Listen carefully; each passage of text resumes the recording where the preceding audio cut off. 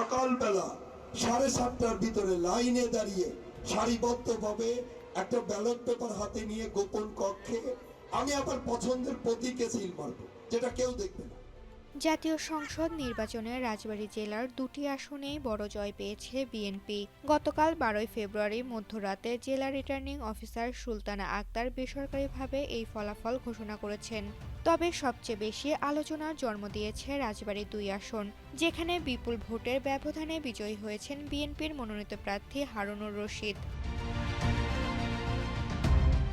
বিজয়ী হারুনুর রশিদ ধানের শীষ প্রতীকে পেয়েছেন 2,37,254 ভোট। নিকটতম প্রতিদ্বন্দ্বী জামিল হিজাজি শাপলাকলি প্রতীকে পেয়েছেন 67,299 ভোট। পাংশা, বালিয়াকান্দি ও কালাখালী উপজেলা নিয়ে গঠিত এই আসনে হারুনুর রশিদ তার নিকটতম প্রতিদ্বন্দ্বী জাতীয় নাগরিক পার্টির জামিল হিজাজিকে বিশাল ব্যবধানে পরাজিত করেছেন। ভোটের ব্যবধান ছিল প্রায় 1,70,000, যা এই জেলায় হারুনুর রশিদের ব্যক্তিগত জনপ্রিয়তা ও দলীয় শক্তির প্রতিফলন হিসেবে দেখা হচ্ছে। এই আসনে স্বতন্ত্র প্রার্থী নাসিরুল হক সাবু কলস প্রতীক নিয়ে পেয়েছেন মাত্র 36,338 ভোট।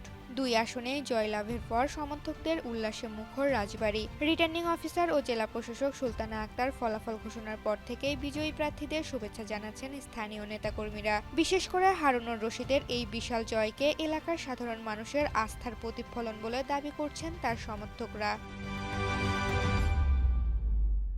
ঋতুপর্ণা, জনকণ্ঠ।